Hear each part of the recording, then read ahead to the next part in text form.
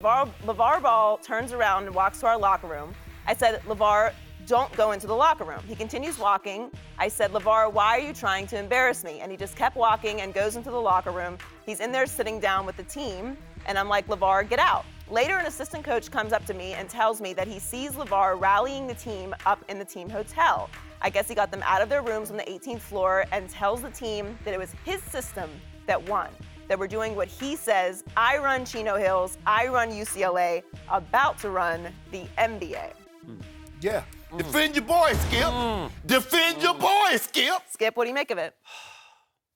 I have defended LaVar Ball, as you well know, on this show, for the way he raised his kids, because I love the positive reinforcement. Yes. I do.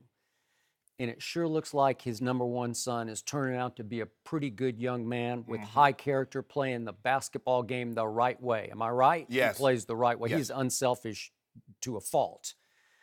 But I did blame, or I'm sorry, I criticized LaVar for blaming the coach after the two younger sons lost their playoff game. I thought that was completely out of bounds. And I found this story that Joy just read extremely disturbing.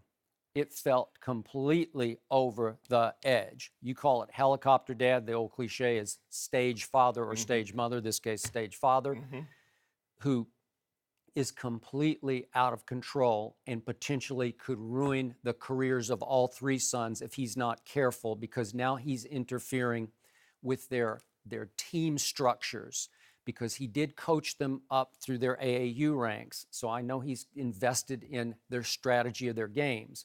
But when you are yelling out plays, as Joy said, from the second row, this is a game in Las Vegas earlier this year, high school at Chino Hills game. Yeah. And he wanted them to double team and trap at half court defensively. And he kept yelling, double team, and the coach didn't love it. So that when the coach got the team in the locker room at halftime, he said, we are not going to double team anymore. They were trailing at half.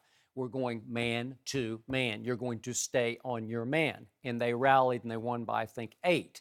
So after the game, LaVar confronts the coach, is it Stephan Gilling? Yeah. In the hallway outside the locker room, chewed him out, and then proceeded to start to march in. And against the coach said, don't go in there. Don't do that. You're going to embarrass me, which you would. You're just showing up the coach. Exactly. You're going to go in and act like you run the team, which he did. And then the coach goes in after him and asks all the players except his two sons to follow the coach back to the hotel, which they did. So it just split the team apart.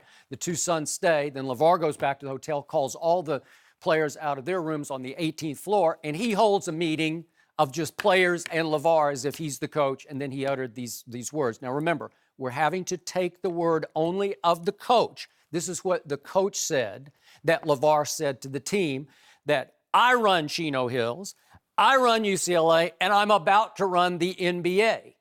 LaVar would not comment for this story. That's the first time he's no comment on anybody. Hold on. Wait a minute, Skip. Well, now, he just said he'll say and answer the question any way he wants to when someone asks him a question. But his rep said that he was upset with the previous story done by USA Today, and he was no longer speaking to USA Today. So for whatever reason, we don't have LaVar's side of this story, okay?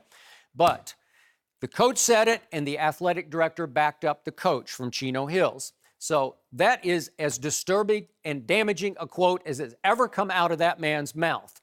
Because now, today, Steve Alford's going to be asked about, does LaVar run your program too, really?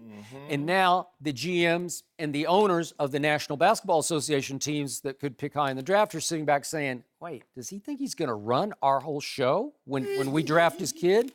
No, he's not. Or maybe we won't draft his kid, right? Yep. So this is completely out of bounds, over the edge. I lose all respect for him. If, in fact, this is true, I would like to hear his side of this story, because a lot of times I do get a different side when I hear his side. But the floor is yours. I don't need to hear his side. I saw him sitting right here for 10 minutes. I've seen him go on every talk show and every debate forum and on every radio show. That's him. Listen to the way he talks now. It's about him. Skip, if you have to constantly remind me that you got me this job, it says more about you than it does about me. You mean the high school coach? The high school he got coach. him his job. He sort of handpicked him to succeed the previous coach. Yes. Okay, Skip. go ahead. There is no doubt in my mind, Joy, a large part of the reason why I'm here is because of Skip Bayless. But not one time if Skip ever said, this would have been a better segment if you had done it just like I did it. If you'd have just listened to me. Skip has never said that. I think it, but I don't say it. I'm kidding. I'm kidding. Go ahead. He's like, you do you. You're Shannon. You can be Shannon better than anybody. That is true. I have no doubt in my mind this is absolutely what he said because he believes it. It's his boys, my boys. The team is successful because of my boys. UCLA is successful because of my boy. That's his thought process, Skip. He actually believed he runs Chino Hills. And for the longest time, because his kids are the best players, he probably does. And to an extent, I'm sure he gets privileges from UCLA that no other parent gets from the players. Probably true, but does he get to suggest strategy changes to Steve Alford? That's what I want to know. I don't believe that. Yep. I don't believe that.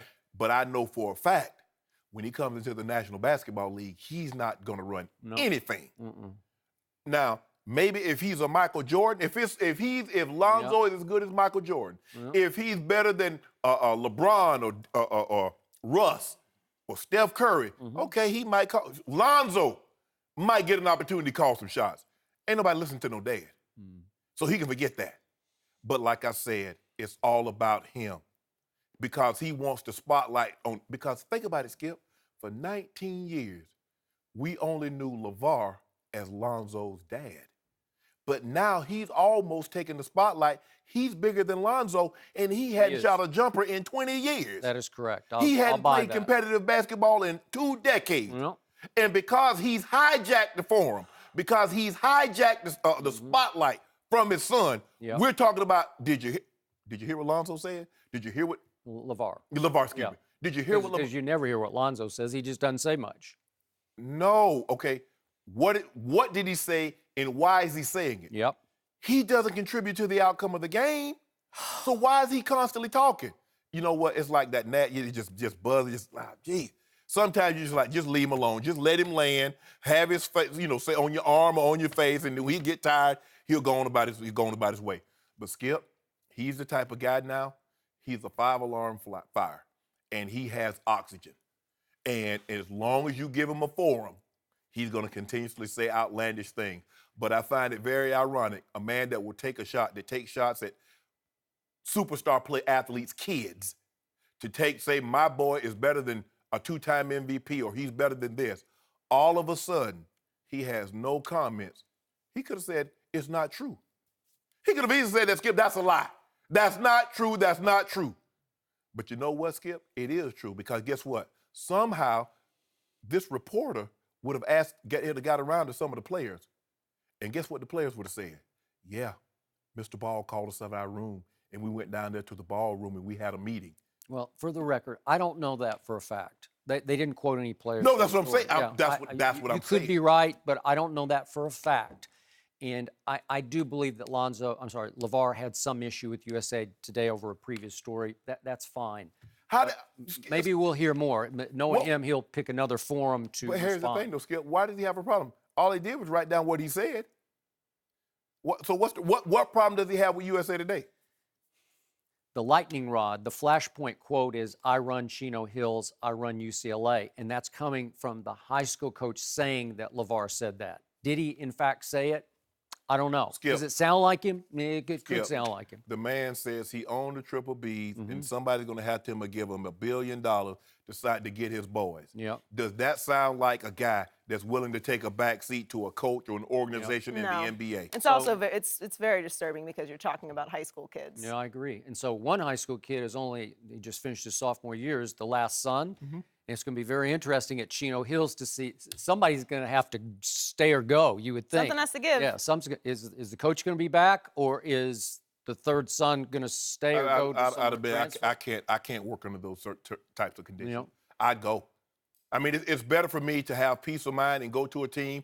Maybe I'm not competing for a state title. Maybe I'm just, win 20 games and maybe advance to the playoffs and get knocked out in the first round. LaVar will be spread a little more thin, though, now, because he'll have Lonzo in the NBA, his middle son in UCLA, and a son in high school.